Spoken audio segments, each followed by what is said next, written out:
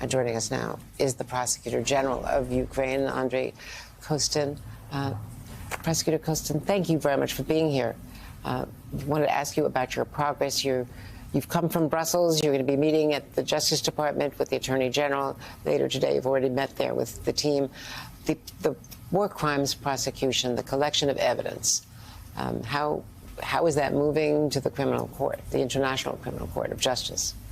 You know, the most important is that on our way to ensure justice and accountability for victims and survivors of these brutal war crimes, we are moving very fast, and we made a great progress throughout these years. On national investigations, we have already identified 531 suspects. We have brought 351 cases to Ukrainian courts, and we have already 81 convicted Russian war criminals in Ukrainian courts for different types of war crimes.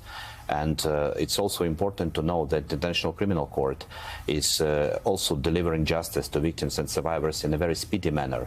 In addition to last year's arrest warrant for Putin and Lvova Belova for deportation of Ukrainian children, this few days ago ICC issued another arrest warrant against two Russian military commanders, the commander of long-range aviation and commander of Black Sea Navy of Russian Federation, for indiscriminate attacks on critical civil infrastructure in course of last winter, which caused great damage and destruction of not only critical civil infrastructure, but it was an attempt to put millions of Ukrainians into unliving conditions. And it's also important to know that in this case, International Criminal Court not only issued arrest warrants for war crimes, but also for crime against humanity. One of those issues that you mentioned is the kidnapped children. How many Ukrainian children are still in Russia being reprogrammed, retrained, kept from their families? In the thousands, right?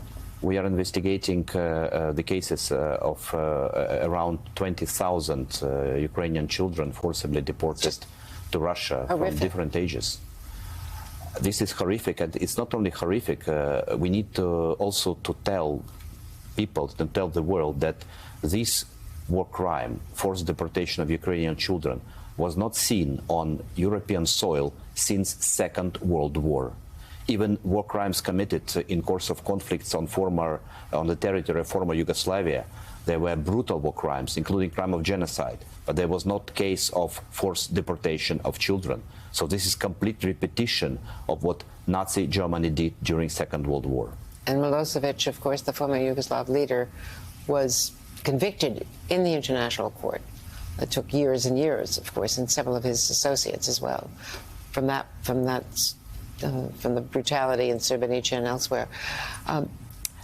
In terms of this, how do you collect the evidence from these killing fields and preserve the evidence with some U.S. assistance, technical assistance along the way, correct?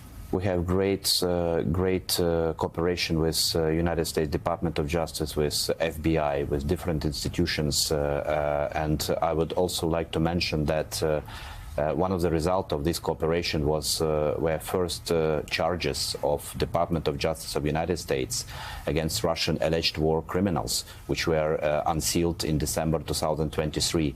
It was our joint work with the Department of Justice, and it was about torture and the forced detention of American citizens who appeared to be in the Kherson region during the occupation.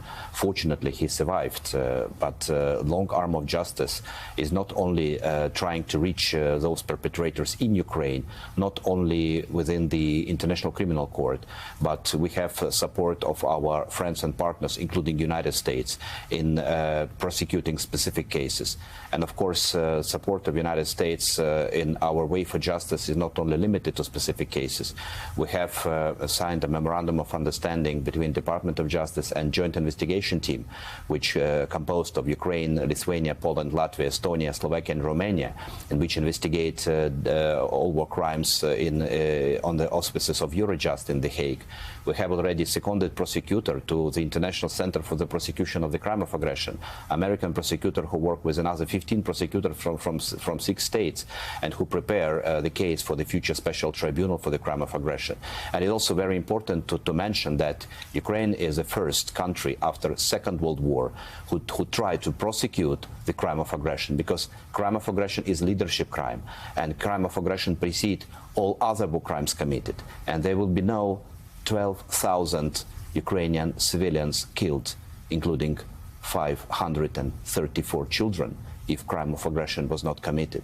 And extremely important, not only to prosecute and to punish those who initiated this war of aggression for the sake of justice and for the victims of survivors, it's also important to show to the world and to the other potential adversaries that justice is also about deterrence, that in case any other adversary in any other part of the world will even attempt to start the war, civilized world will be united in order to make any of them and each of them accountable for aggression and for all other war crimes.